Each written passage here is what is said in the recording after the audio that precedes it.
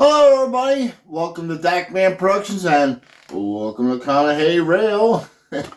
As you can see, my table is kind of empty right now, but I have not bought any Conrail patched locomotives at this point in time. I have bought plenty of Conrail patched rolling stock or freight cars, and for those who don't know, patch means that, Conrail had taken over railroads such as Penn Central, Reading, Jersey Central. Anyway, they will mask out a block around the name, paint over the name in a certain color, whether it's black, white, whatever have you, and then they'll also paint a block over the reporting mark, and then re-stencil it for CR or Conrail. And that's called patching. It saved Conrail a ton of time rather than repainting the whole entire car or locomotive and putting, re-stenciling all the logos and all that stuff all over again. So, I was up in the air what I wanted as far as locomotives. But I knew I wanted something patched, and it had to be Penn Central. Penn Central's... As much as I talk about Penn Central, that was one of the ones that, one of the road names I really liked to focus on for myself rather than other railroad names that fell into the Conrail era, such as Reading or Jersey Central and all them. Although I do have a few pieces, most of the collection I geared towards Penn Central, believe it or not. People have saw my past videos and think I absolutely hate Penn Central, but not really. If it wasn't for Penn Central, I wouldn't have Conrail. But at any rate, so I was looking for a patch locomotive. Lionel had made a Alco RS27 and a Conrail patch Penn Central locomotive. I'm not really an Alco fan at all. You guys got to understand, when I look at locomotives, I look at it from a mechanic's standpoint rather than a rail fan standpoint. So now you understand why I say I hate, or don't like particular locomotives. And Alco, don't get me wrong, Alco made some great steam locomotives. They were probably one of the, right up there with Baldwin, great steam locomotive manufacturer. However, Alco could not make a diesel to save their life. They were pretty bad. But I would still buy a Conrail Century class locomotive, even though I'm not a fan of them and they were junk. Just to have, they were still cool looking in a way, though. So Nicholas Smith was advertising the Lionel patched Conrail Penn Central GP30s. They were really discounting them pretty good. I'm like, looking at that ad, I'm like, wow, that's a really good savings. I'm like, okay. So, let's go to Nicholas Smith and pick one up. Let's go. Poof.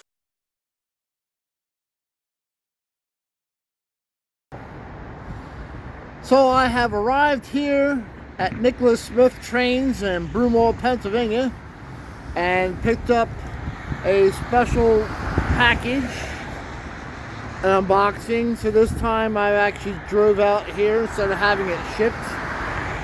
So let's go back to the Dackman Studios / Conrail, and we'll open it up. Let's go.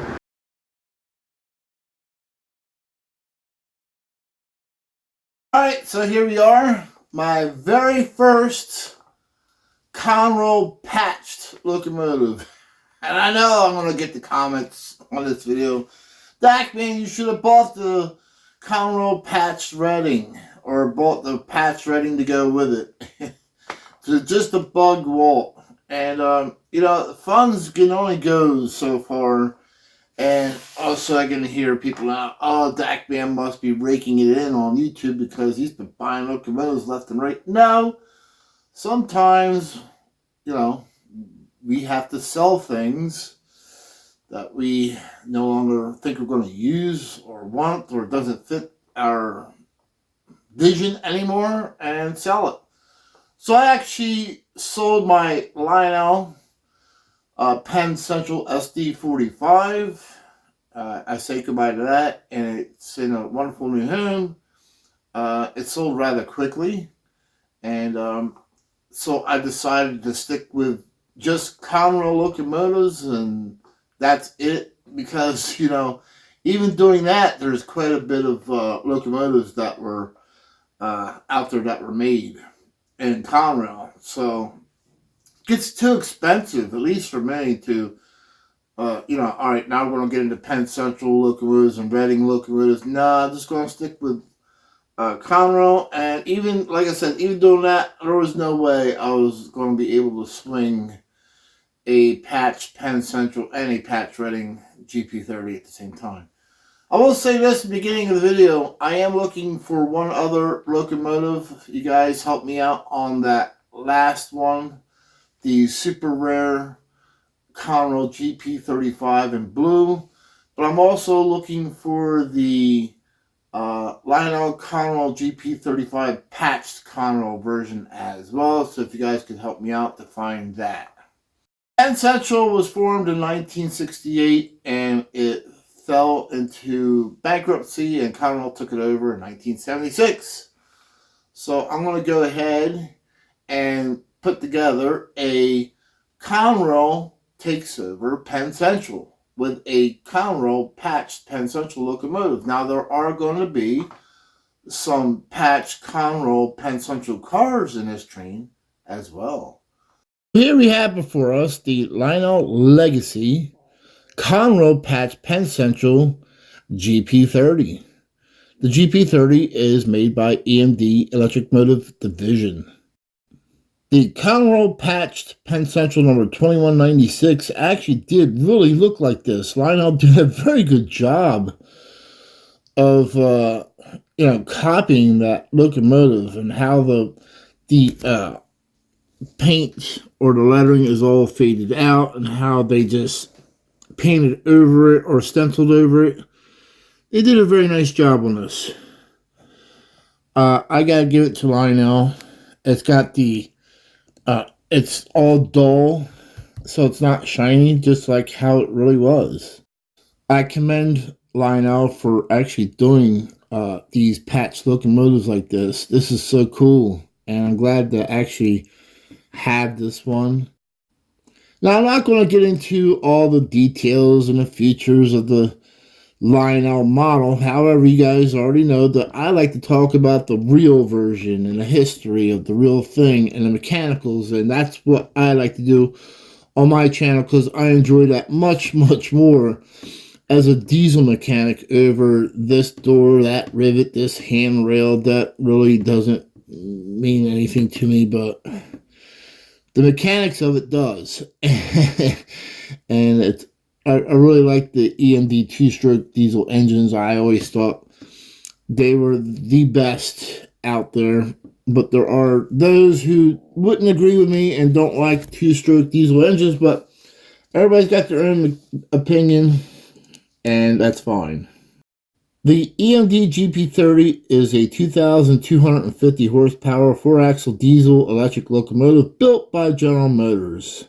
It was built in the EMD division of LaGrange, Illinois between July of 1961 and November of 1963.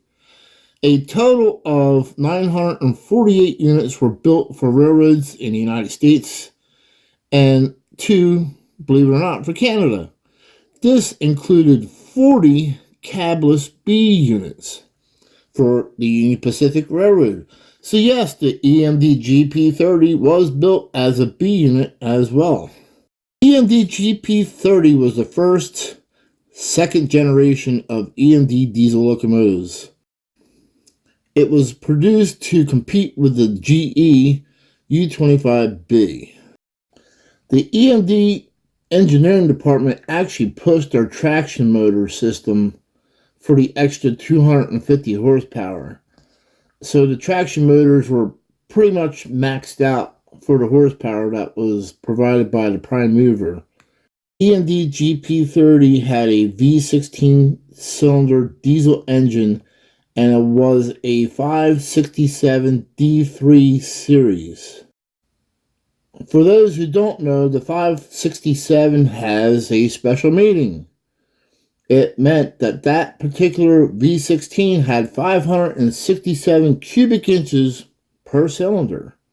Even if you weren't a rail fan, you could tell a EMD GP30 just by the hump or the raised roof on the front of the locomotive. There were actually high hood versions of the GP30s that were offered. However, only Norfolk and Western, as well as the Southern Railway, received EMD GP30 high hoods. On an interesting note, if you have ever watched the movie called The Fugitive, which was made in 1993, the trailing locomotive, or the second locomotive that was on the train being used in that movie, actually was a ex-Norfolk and Western GP30 high hood. And that film was shot on the Smoky Mountain Railroad, and you could actually still see that wreck scene today. Both of the EMD GP30 high hood and the U18B, and I believe even the bus is still there to this day. This is the dispatcher. Start up and hold. Over. Okay, let's get to work. Out.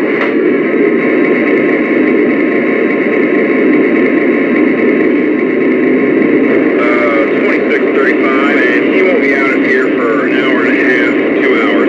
Okay, alright. Good call anyways, later on. Okay, thank you. Switchless says we've got 1 off and 3 on at the head end. Dispatcher, we're ready. Is it okay to pull? Over. Please stand by. Out. 2635, and he won't be out of here for an hour and a half, 2 hours. Okay, alright. Good call anyways, later on. Okay, thank you. Magic 8, Magic 8. Clear by Mount Carling.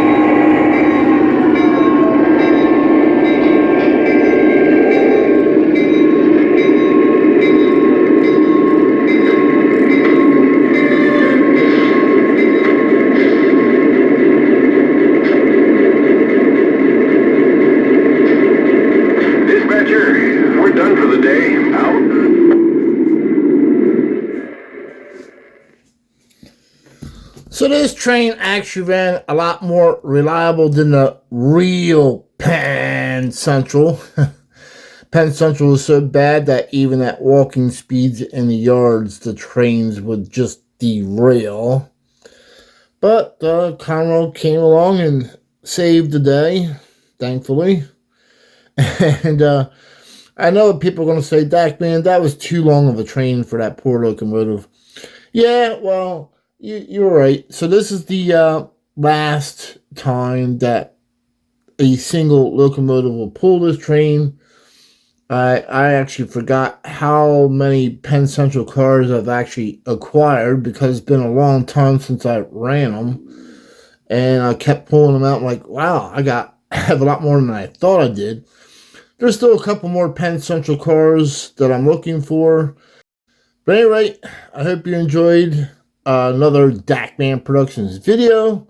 We'll catch you at the next train show, next event. We'll catch you trackside. Goodbye.